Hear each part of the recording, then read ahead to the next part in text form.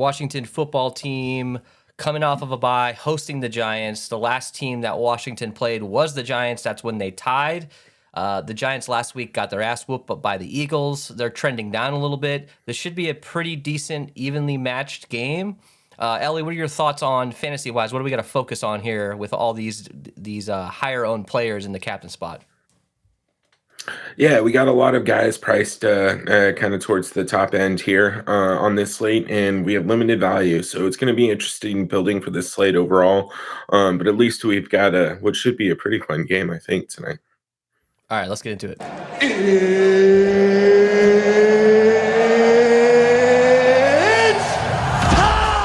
Welcome to the show, guys. Of course, we are talking Showdown as usual. We are the Edge DFS. My name is Tyson Smith, joined by Ellie Hernandez.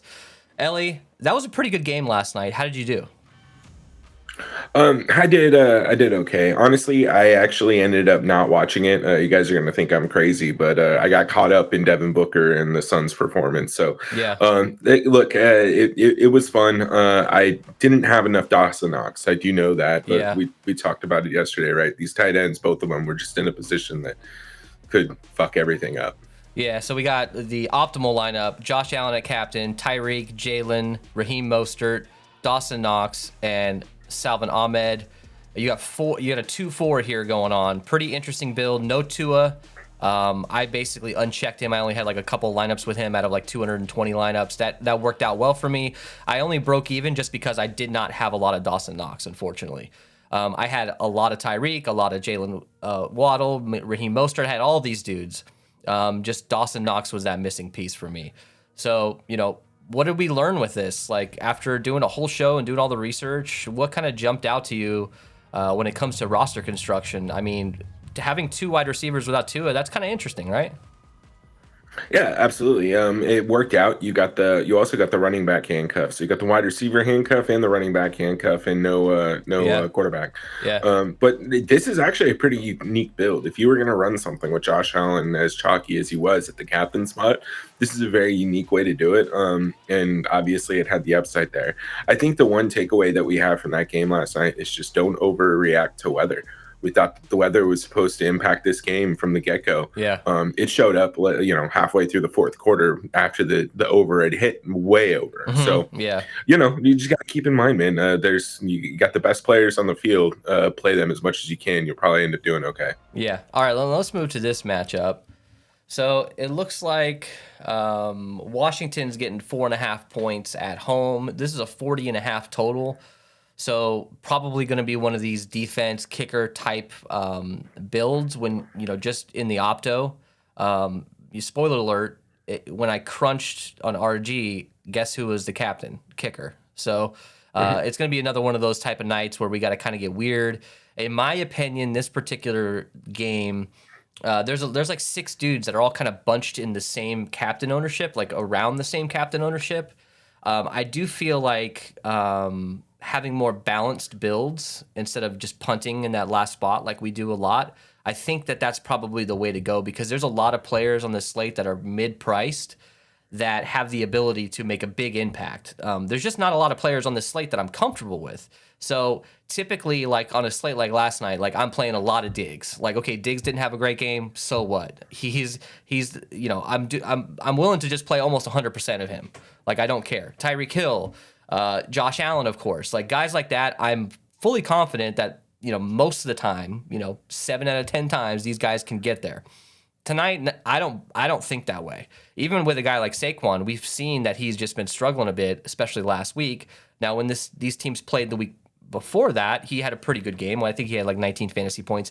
Anyways, my point here is I'm not going to go too heavy across the board and potentially screw up my whole night by one of these guys just having a down game. I don't know. What are your thoughts on something like that when it comes to our construction? Yeah, man. Well, I guess it's kind of a good segue into one of the points I wanted to get to here. I think we should try and spend a little bit more time building and not necessarily hung up on talking through some of these guys, right? Yeah. At this point in the season, I think everyone has a pretty good idea of who's who on which team. We're gonna have to look for a little bit of value, but I think you're spot on, man. We're just gonna have to build and kind of spread out our exposures and see what we like the best. So a couple of notes here to talk about, generally speaking, for this game. Washington football team, I keep calling them Washington football team, my bad. The Commanders, fourth against running backs with DK scoring, and they're first against tight ends with DK scoring. That's their defense. So pretty good defense overall. Looks like they match up really well against tight ends. And, fourth against running backs, maybe not such a good matchup for Saquon. I don't think that that's enough to make me say I'm not playing Saquon, but for me personally, I might go a different route at captain than Saquon, since there's just so many other players kind of bunched up in the same ownership. I think you have a little bit better leverage with some of these guys. All right, let's get into our injuries here. Yeah, just pain. It was pain everywhere.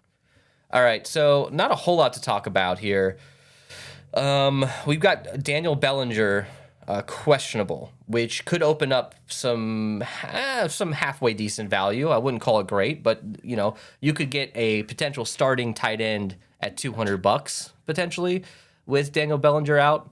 And obviously, not a lot of other fantasy news, but Chase Young will not play his first game of the year.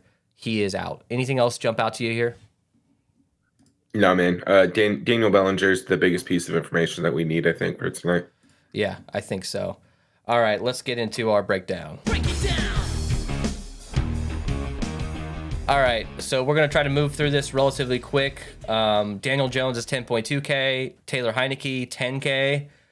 If you had to choose one of these dudes, who are you interested in? Both guys have rushing ability. Taylor Heineke's got that dog in him. You can never count him out. He's one of these scrappy dudes that can absolutely, he could rush for a touchdown as well. But we know that Daniel Jones has a pretty decent rushing ability. So, are you interested in doing two quarterback builds? Do you like one guy over the other? What are your thoughts here? I'm honestly kind of evenly split on them. I don't think I'm going to have a lot of two quarterback builds though. And really, it's more going to be based on a strategy here. This is the kind of game that I think I'll be exclusively running 4-2s or 2-4s. And with that said, I'm going to take Taylor Heineke and a bunch of his offensive weapons and then run it back with Saquon and maybe a wide receiver, right? I think that's going to be kind of an easy way to really build for a couple different scenarios, right? We honestly don't know what would happen with either one of these teams. The Giants were on a roll earlier in the year. Both teams are still technically in playoff contention, I guess, right? So, we could see a whole bunch of different stuff. But if I'm leaning towards one that I like more than the other, honestly, it's a little bit more Taylor Heineke. The guy just really has nothing to lose. Anything that he does is just a boost to his career and just secures that starting spot for him. So, winning this division game, it's at home, right? This is a big game for him. So yeah. I think I like Taylor Heineke a little bit more. I would expect the Giants to try and rely on their run game a little bit more consistently in this, and that might take a few touches or snaps, not touches, but passing attempts away from Daniel Jones. Yeah, and I do think that either of these quarterbacks are captain options.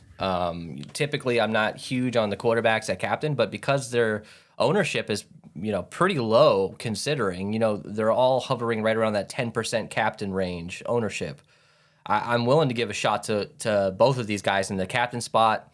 And we're going to see here, if you fade Saquon in a few lineups, I'm not saying to do it across the board, but you will notice that the roster construction with those lineups are just so much different. So I'm actually kind of interested in doing that, maybe more so than I'm comfortable with, but we'll get that in a minute. Actually, let's get to it right now. So Giants running back, Saquon's 12.2K, Matt Breida's 3K, Gary Brightwell's 2,600. So what do we do with Saquon here? He's most expensive on the slate, probably going to be second highest owned behind Daniel Jones, although I think he probably will end up being the highest owned. What do we do here, man? I think you like him a lot more than I do. If you look at last week's game against the Eagles, hey, it's the Eagles. They're a tough matchup. He had 9 carries, 28 yards, didn't do shit. But the week before against this Washington team, he had 19 fantasy points on 18 carries with a touchdown. So he hasn't really had any of this slate-breaking games since week 10. And if you look across the board here, see all that red?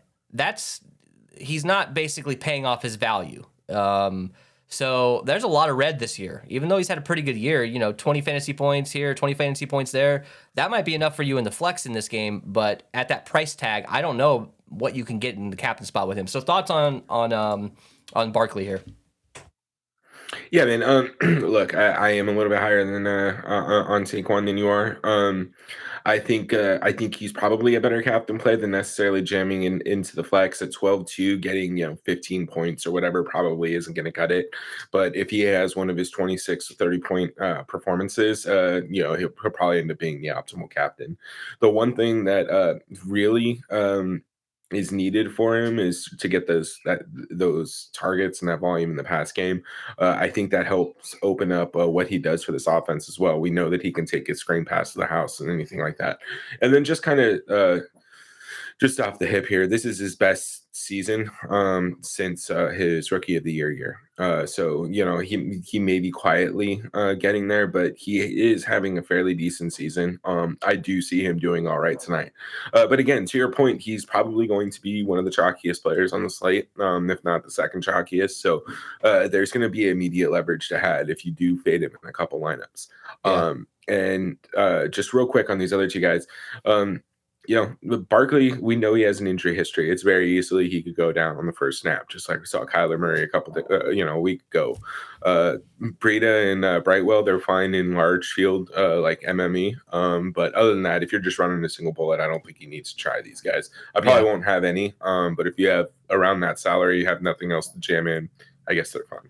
As we saw last night, I mean, Ahmed had like 10 or 11 fantasy points. He had a good game, but who was that random $200 guy that scored the tight end that scored a touchdown? And everyone was like, "Oh, my night's over. I can't do it." He scored a touchdown. He's not gonna.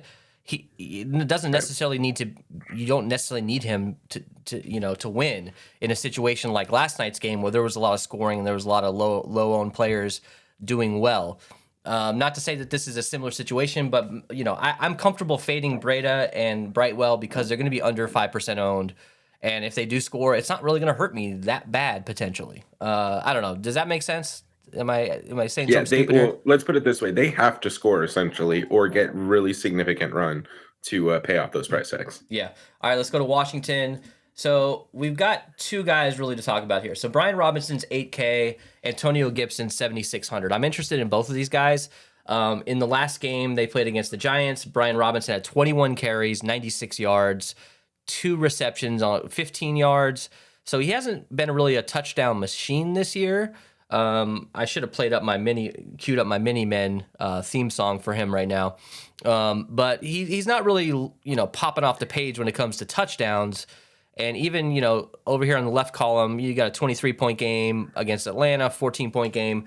But look, if he's getting 21 carries against this defense, it's not very good as a run defense. You got to be interested in both of these guys, right? Antonio Gibson, 7,600, interested in him as well, right? Yeah, can you actually pull up Antonio Gibson real quick? Pull up his stats.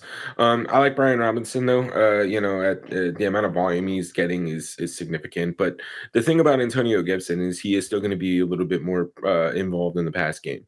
And when we're talking about PPR, especially on DraftKings, those points matter. So I think Brian Robinson is a fine play, but I think you have to kind of limit your exposure to him at captain, just because he's probably not going to get those targets and those receptions. Yeah. Now, it's not staggering what we're seeing here, the difference between him and Antonio Gibson, but still 4 targets for Gibson versus Brian Robinson's 2 per game. That matters. That's 2 additional points, and say they're both 10-yard receptions. That's a total of 4 points you get that you're not getting from Brian Robinson. Yeah. Now B-Rob, he lost a little bit of his output last week because he didn't get the 100-yard bonus. But look, I think it's simple. You can play both guys. I think Gibson is more in play at the captain spot than Brian Robinson is. But if you want to run captain either of them, I think you're fine. I think they're a fine handcuff as well. I'll probably have a decent amount of that. I agree with you. Last week, Antonio Gibson got 58% of the snaps to Brian Robinson's 38%. So I don't know if that's the trend going into this game still. Antonio Gibson ran 23 routes and Brian Robinson ran only 6. That's kind of a big deal to me. Now, week 12, Brian Robinson had 51% of the snaps to Antonio Gibson's 40. So who knows, man? I do think that it's probably trending up for Antonio Gibson, maybe at least it's a 50-50, potentially a 50-50 split there. And at that price tag, you could probably afford to fit both of them if you wanted. But me personally, I probably want to target at least one of these guys in all of my lineups. I just like this matchup. And especially a guy like Antonio Gibson who can catch the ball out of the backfield. There's no McKissick. He's on IR. So they got to, they're using Antonio Gibson in that role. Antonio Gibson is basically Antonio Gibson and McKissick at this point. So that interests me a lot. Jonathan Williams is $200. I don't know that you're probably going to want to do anything with him. He's only getting like 2 or 3% of the snaps. He's not really involved enough. This is a two-headed monster. I don't think there's anybody behind them that I'm willing to play. Do you agree? I agree. Let's go to wide receivers.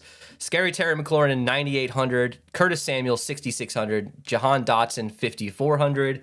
Scary Terry had a good game last week against, when I say last week, I'm talking, 2 weeks ago, obviously. Last game they played, 27 fantasy points, 12 targets, 8 receptions, 100 yards, and a touchdown.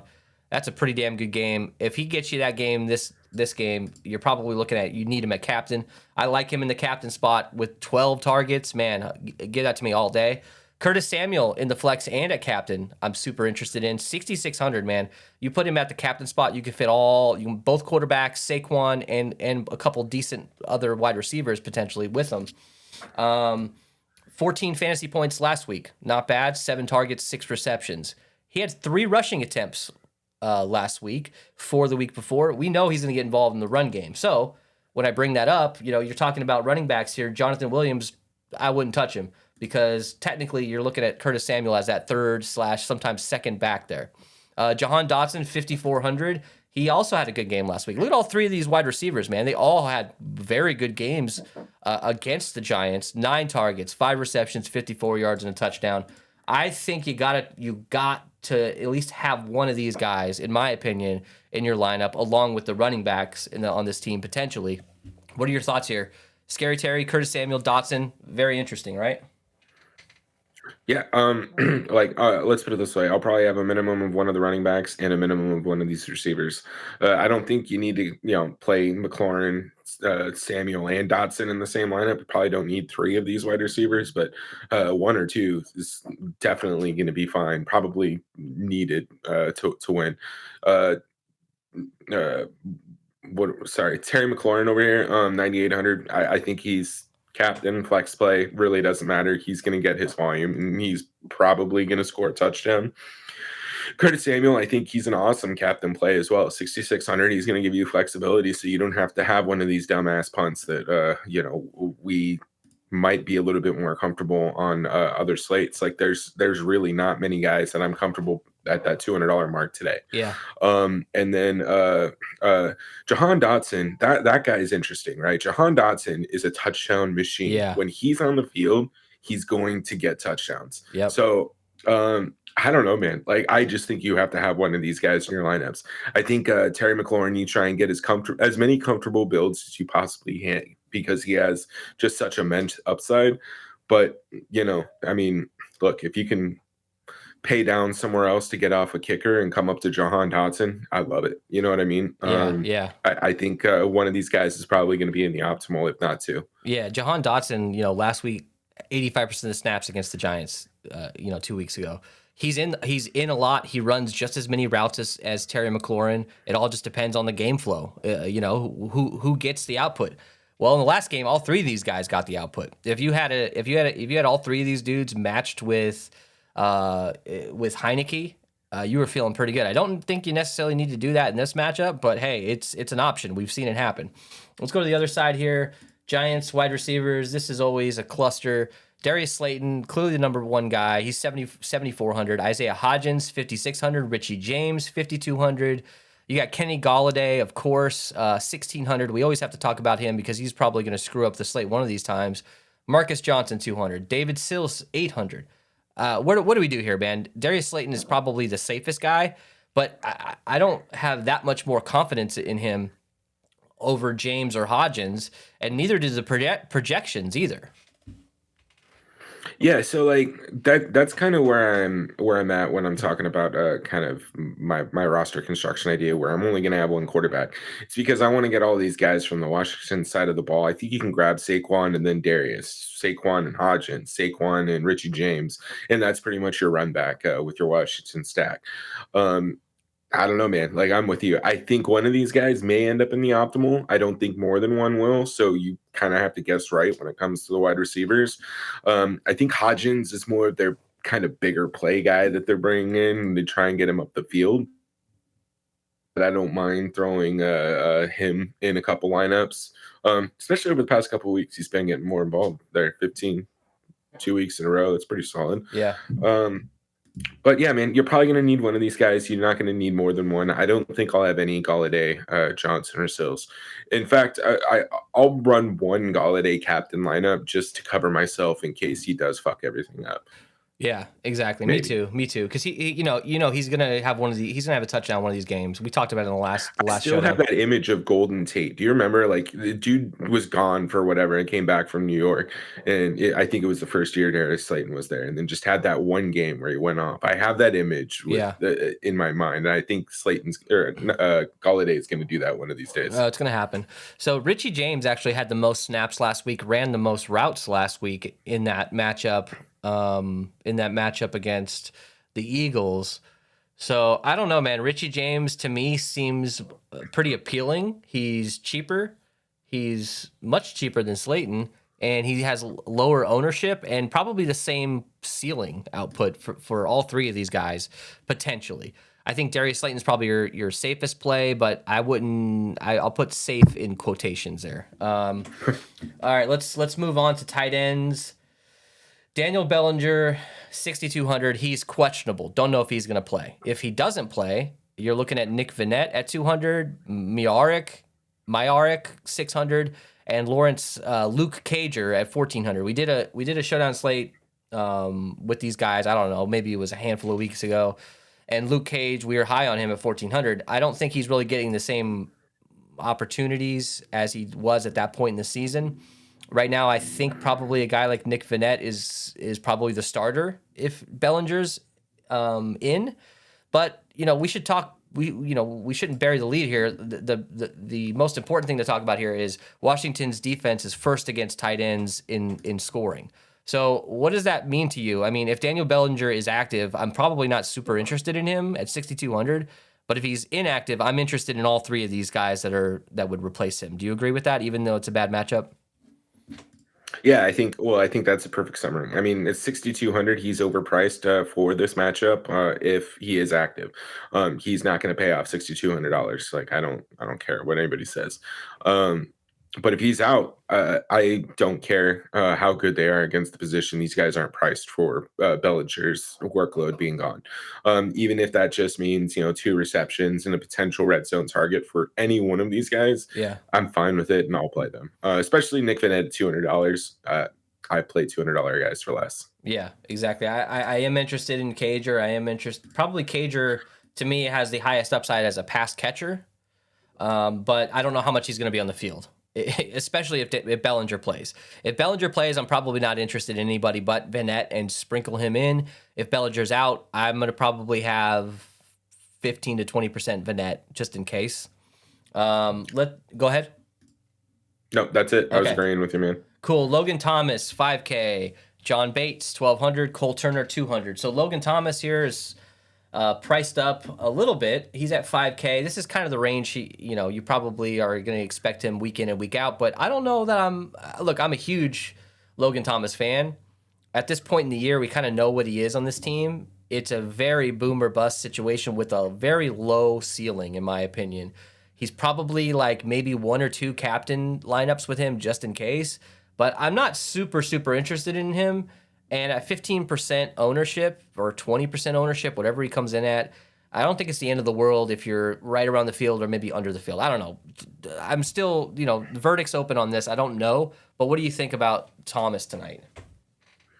I guess the easiest way to say this is I'd rather just pay up and get to Dotson or something along those lines. Yeah. I'd rather get to one of the wide receivers, even one of the wide receivers for the Giants. I think yeah, they're better priced. Yeah, agreed. I probably won't have any of that position for Washington tight end. Kickers, Joey Sly 4K, Graham Gano 4,200. This is a low total game. Kickers will be popular. Defense will be popular. So what do we do with these kickers? Just do what we usually do. Go 20%. Go with the field and just let it go where it goes. I don't know. What do we do?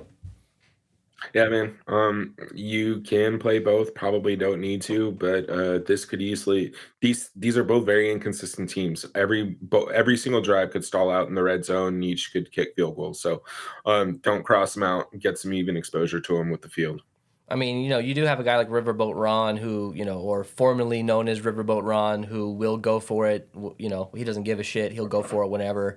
But I think you're going to probably need one kicker. I don't know. I'm not even going to pretend to guess which kicker you need. No freaking clue. Flip a coin. But probably be spread out. And I'm probably not going to allow more than one kicker in my lineups because there's a lot of other position players that I want to get involved. Defense, 3,800 for Commanders. 4,800 for the Giants. Hey, 3,800 is a good price for the Commanders defense, man. They could dominate this game, both in the air and on the ground. They could come out of this game, only giving up a touchdown or two, and all you need is a couple sacks for them to pay off at 3,800. You don't need them to score 18 fantasy points. You probably just need like 10 or 12 out of them to really pay that off. So thoughts on defenses, man? They're probably going to be pretty popular across the board, both of them. Yeah, I think the Giants defense is probably priced too high at 4,800, so I don't think I'll end up with any of them. I think Commanders defense is probably where it's at. They ended up with a couple sacks and a takeaway or two. It's very possible they could end up in the optimal. And look, as you can see, they got touchdowns on the season, so it's not out of the realm of possibility for them to do it. Was it the 3,800? It's not terrible, man. Was it the Colts defense yesterday that gave up a shitload? Obviously, gave up a shitload of points. Still ended up scoring an absolute boatload of points, and you needed them. That's just get rid of the fucking defenses on fantasy. Get rid of them. Yeah, for sure. There's no reason to have them, along with the kickers. It's bullshit. Nobody wants to play defenses because, look, if I'm playing main slate, I limit the defenses to like 7% max. Like I don't care what defense you plug in there. Most likely you're just gonna have to win the lottery that day to choose the right one. It's something probably similar with this, but I think the Commanders are probably the best option, and I'm not afraid of either of these defenses, to be honest. All right, let's get to our captain choice here. Now, if you want to crown them, then crown their ass. Ellie, you're going Saquon. I'm going Scary Terry. Who are some other guys that we can talk about? And also, quickly before we answer that, why do you think Saquon is the best option? I know he's the best player in the game, but he hasn't been doing well lately. So if people are skipping around, talk to me about Saquon. Yeah, man, I'm just going to be really heavy on the way that I stack back Washington, and he's really the one player that I want from the Giants. So I think just throwing him at captain and running back as much of the Washington side of the ball is just a unique way to build. I'm not as scared playing him at captain because I don't mind building in those types of fashions. I'm not going to have just chalky submissions with him in there. So that's really where I'm coming at. If you're not going to do a 1-5 or like a 2-4 run back with him at captain, then I think you should be considering some of these other mid-tier guys. I think any one of the wide receivers, right? Dotson, Scary Terry, obviously, and then Curtis Samuel make excellent caption choices. And then I think Antonio Gibson would be my next one. Yeah, agreed. I like the fact that he got so many targets in their last matchup a few weeks ago. I do feel like the advantage goes heavily towards Washington. If you think about it, this team has basically been preparing for the same team for the last like 4 weeks. You know what I mean? They played them before the bye. They prepared for them the week before that game. Now they're preparing for them again. I really think that the football team here is going to win this pretty easily, if you ask me. All right, let's go to our fades. Yeah, just pain. It was pain everywhere. That's the wrong button, but hey, this could be painful if I fade Saquon a captain and he gets you 30 fantasy points. It's possible. There's a reason why there's burning money behind this, because sometimes you just got to make a choice, and if you probably aren't going to love it sometimes. You're going to go with 2 quarterback builds. You're fading that. So no, are you making a rule for that, or just mostly based off of your exposures, you're probably going to end up with no 2 quarterback builds. Yeah, man. If so, for example, if I leave Saquon at the captain spot, I'm gonna have to make a decision on what skill or what quarterback. And I think I'd rather just fade Daniel Jones in this particular case, and then have one of the pass catchers and run it back with Heineke in a stack. But call back to the optimal from last night. There could be an opportunity where I run Saquon and Daniel Jones, and then handcuff the running backs, and then Logan Thomas and Scary Terry or something along that line. So. Just probably not going to have both quarterbacks in each lineup. If I fade Saquon, then I will. All right, let's move on to our lineup build. Throw us a like, guys. We appreciate it. We're trying to get to that 1,000 subscriber mark. We would love if you would hit that subscribe button. It really helps us out. Also, join that Discord if you want to scan that there on the bottom left of the screen, or you can click in the description to join that. That's free. And obviously, as injury news comes out, as we get closer to lock, we're always in there talking about our builds and sharing a few things that we think will happen. All right, let's hit the button, see what happens. Joey Sly captain. That's the kind of slate we're working with here. Commanders defense in the flex with Brian Robinson, Scary Terry, and then you got Daniel Jones and Saquon Barkley. So this is a 4-2 with the freaking kicker at captain. Let's. Are you gonna have any kickers at captain tonight? Let me just start out with that.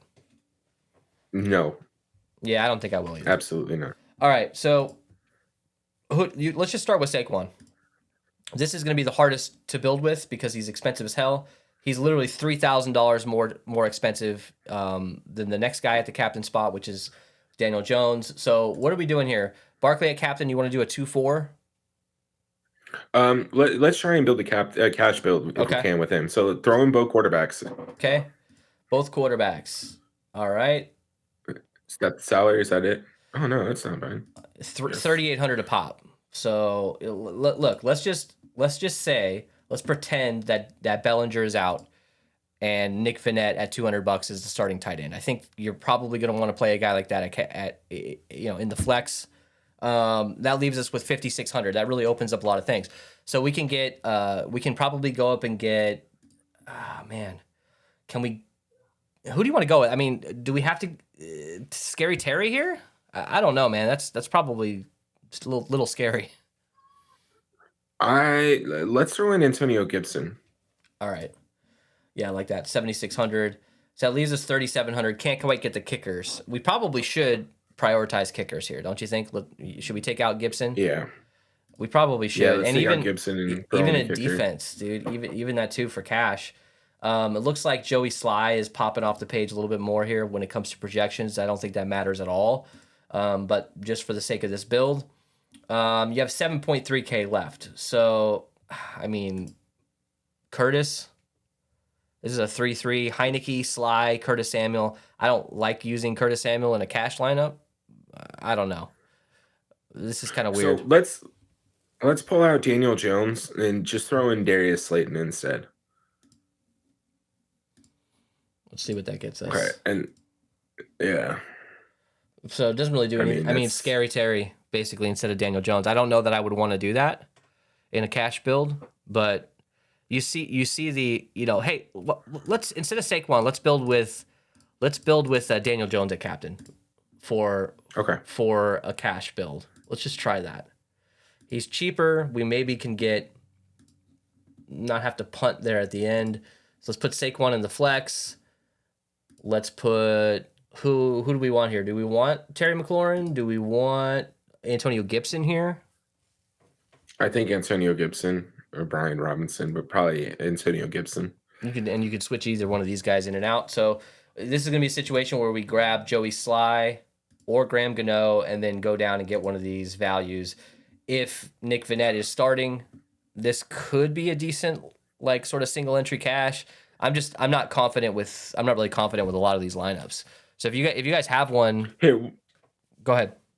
What about this? Pull out Heineke and throw in Brian Robinson.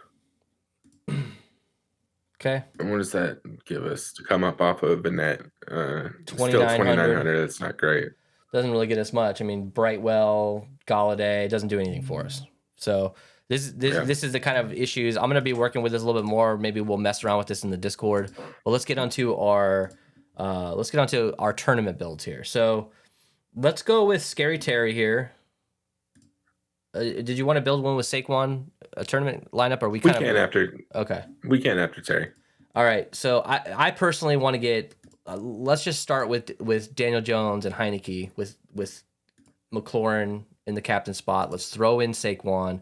What does that get us? We're probably gonna have to pull out a quarterback here. 2,900. So I don't want to rely on this, but let's just try it with Vinette and see what that gets us. 2,700 doesn't really do much for us. There's no one in that range that I really want to fuck with. So what do you think? Pull out Heineke here. Yeah, go ahead and pull out Heineke. All right. So what do we want to do here? Do we want to grab Brian Robinson or Antonio Gibson instead? I think Brian Robinson probably, and then we don't have enough for Richie James, do we? So let's throw in Antonio Gibson and maybe go Richie James. Maybe. Let's see. Antonio Gibson, 5,300. Does that get us? Yep, it does, but we can't get anybody else. So doesn't do much for us. I think you got to go kicker here. Yeah. 1,300. De'Ami Brown, David Sills, a bunch of scrubs, or you just go all the way down to Nick Vinette. I don't like it, man. I don't like anything. Pull out Saquon. Let's start fresh. What's his name back in? Let's start fresh. We'll go McLaurin. No Saquon in this lineup. We'll go both quarterbacks. Let's go. I mean, we got to get at least one of the running backs, right? So we got Antonio Gibson. Let's try to get Slayton or somebody in here. Well, we can't get Slayton. I think we can get Richie James. Yeah, I mean, throw in Richie James. What, 2,300? Still awkward. Still awkward. Well, here, okay, try this. Leave Richie James in there. Pull out Daniel Jones and throw in Saquon. Okay. All right, if we're gonna have that salary left over, play him and then throw in Vinette. You're right. Yep. Okay. So I don't necessarily love Scary Terry at captain builds. I do love him at captain, but let's go down. Let's go to Antonio Gibson here. See what that gets us. He's about $3,300 cheaper in the captain spot. So let's start with both quarterbacks and Saquon, and let's see where we're at. 6,200. So you're gonna end up with, if you want to end up with a kicker and then punt, you can do that. We can't quite do like a defense and a kicker, obviously. Is this another pull? We'll probably have to choose between one of these guys and pull them out, right? Yeah, I mean, either that or we're back in the Richie James, Nick Vinette situation. So, let's pull Saquon. I think pull one of the. Let me just pull one of the quarterbacks. Let me pull Saquon right now. Let's just see if this lineup is incredible or sucks ass or what happens. Let's get Slayton if that's the case, or Richie James, whatever. But for now, let's go high price Slayton, and then you probably want to go Scary Terry here, right? Yeah, 1,200. I like it. John what do Bates, we have left? I mean, the huge John Bates and paying down for Vinette or something. So if you fade Saquon, it doesn't. I mean, yes, you get Slayton and McLaurin. What if we went from Slayton down to Richie James? I do feel like they're both pretty good plays. 3,400 still, just nothing. Matt Breida, no, I'm not interested. All right, so do you want to go back to Saquon and pull one of the quarterbacks? Yeah, pull Daniel Jones out. Put Saquon in. Actually, pull out Heineke and put Daniel Jones back in. I want to try something real quick. Okay. And let's throw in Brian Robinson. Okay. Throw in Curtis Samuel or somebody. Dotson. Yeah, I don't care. Yeah, either one. They're both cheap. 2,800. This fucking sucks, dude. This sucks ass. Gary Brightwell, or you just pay all the way down for De'Ami Brown or one of these other sort of scrub dudes. All right, let's try with Jahan Dotson and captain. All right, let's do it. Dotson. Maybe we just build for like one of these guys to have a fucking ceiling game and then just pray for the rest. Yeah, it could be. All right. So if that's the case, let's try to get all of our best dudes in. Still can't get a guy like Scary Terry, even if you pay way down at captain. We got to probably try to throw in at least Antonio Gibson here, right? Mm-hmm. All right, so that you're punting again. So this isn't bad, but you got to find that cheap value dude. What if we pulled out one of the quarterbacks and then went more middle of the road builds, like pull out Heineke? Yeah. No, well, I mean, let's leave Heineke. What about this? No, go ahead. No, go. You go ahead. I was gonna say let's pull out Daniel Jones, put in Darius Slayton. Okay. 4,700. That's each kicker. Yeah. That's a little bit more comfortable for me. And who else does that get us though? Doesn't get us anybody. Can't quite get the Giants defense. What if you come to Curtis Samuel from Antonio Gibson? That should give you another 1,000. I don't know if that gives you anything better on the Giants side. 5,700. Isaiah Hodgins. Not bad. Okay. But that's it. Richie James. So you rotate those guys out. I don't know, man. You want to build with? You want to say screw it and build with somebody like some absolute dart throw at captain? Throw in Nick Vanette.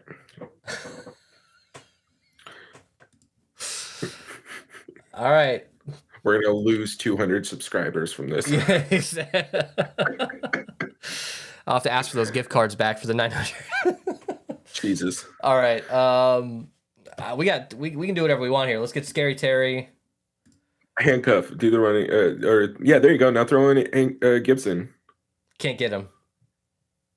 Oh, $100 damn. off. Slayton, Curtis, Hodgins, Dotson, all that. All right, go down from McLaurin to Gibson. See if we can get Gibson and Brian Robinson. Okay, Gibson, Robinson. Yeah, yep, we can. You can. That's where we're at. Nick Vanette, optimal captain tonight. That is where we're at right now. We're putting Nick Vanette at captain. We don't even know if Bellinger's out, and that's how desperate we are. So yeah, pricing's pretty tight, man. Not a lot of value. If you want to do two quarterbacks, most likely can't do Saquon unless you absolutely just kind of like punt across the board or just do kickers and defense from there. So there's not a whole lot you can do to feel comfortable unless you say screw it at the captain spot. This just goes to prove if I'm willing to risk it tonight, it's already risky to play this. So for me, I might just risk it and fade someone like Daniel Jones or Saquon Barkley. I might just fade Saquon altogether, and whatever. If he goes off, he probably will, but that might just be worth the risk just because I don't think I have much of an advantage in this slate unless I do something drastic like that. It's kind of scary though. So what are your thoughts, man? What did we learn besides that this slate sucks ass? I think the same thing applies that we've discussed the past couple episodes, right? Everyone's going to be dealing with these struggles, so just find something that you're comfortable with and run it. If you know anybody from the Washington D.C. area, obviously get us some insider information, and maybe we can break open the slate here. Maybe John Bates is the guy that takes care of everything. But yeah, Jesus, sorry guys, dropped something. Anyways, look, so I'm gonna go 27-17 Washington until that score hits. And for the love of God, Nick Vanette is my low-owned scoring guy. 24-10. I'm going Washington 24-10. And screw it. Let's go. The one touchdown is scored by guess who? Kenny Galladay. All right, we will see you guys for Monday Night Football. That is Packers, and who is that? Let's look real quick. That is Packers and Rams. Fantastic. Baker Mayfield. I don't know, man. These slates have sucked lately. Let's just hope we get something good for next week. That brings up actually a good thing to mention. We're gonna put up a poll about which Christmas game we should do. Right? Is it this is Christmas Eve and Christmas? Right? Is Saturday and Sunday? Is that what's going down? I believe so. Yeah. Anyways, we're gonna put up a poll and ask what you guys think about which game we should be doing. But we will be obviously recording Christmas games for that as well. So we will see you guys later.